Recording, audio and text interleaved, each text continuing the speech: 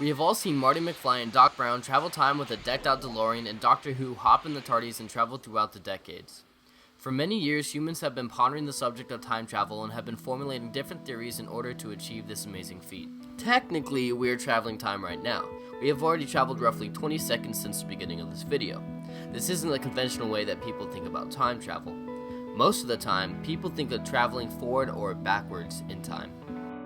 According to Michael Stevens from Vsauce, everything we see and experience is in the past. It takes our brain 13 milliseconds to process visual information, so technically we are always living slightly in the past. Now, in the same sense, we see the past when we observe the universe. Telescopes see light from billions of years in the past. Since these heavenly bodies are so far away, the light that is emitted by them takes many light years to reach the Earth. While there is no way to currently achieve time travel, many theories have been provided that are scientifically sound and give hope for the possibility of accomplishing this feat. Albert Einstein, a world-renowned theoretical physicist, made two of the most influential theories in the field of physics, the theory of special relativity and the theory of general relativity. Einstein's theory of special relativity notes that surprising things happen when objects move through spacetime at speeds closer and closer to the speed of light, which is 299,792,458 meters per second. The faster to the speed of light an object travels, the slower time becomes relative to the moving object. So let's say I leave Earth on a rocket ship and travel at 99% the speed of light for 5 years. When I return home, I'll be 23 years old, but all of my friends will be 68 years old. Since I was moving so fast, time slowed down for me relative to all my friends who stayed on Earth.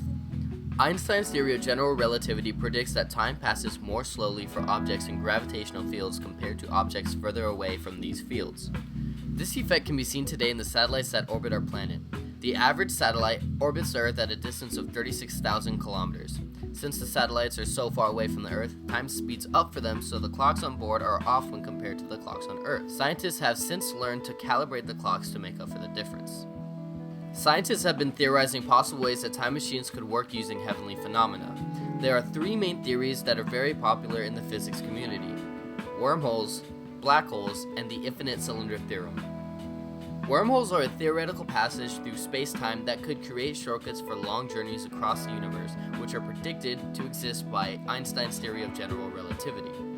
Now, we could create wormholes, but the only problem is no one really knows how to do it, or once it is built, how to keep it from collapsing. Black holes could allow for time travel as well. Orbiting the black hole and traveling at or near the speed of light could speed up time around the object. And then there's the infinite cylinder theorem, which says that an infinitely long cylinder made up of material that is 10 times the sun's mass spinning at a speed of a couple billion revolutions per second could create time loops which would allow for time travel. The problem with this theorem is that we cannot create an infinitely long cylinder, and keeping a finite length cylinder functioning would need negative energy in order to keep the cylinder from collapsing and forming a black hole.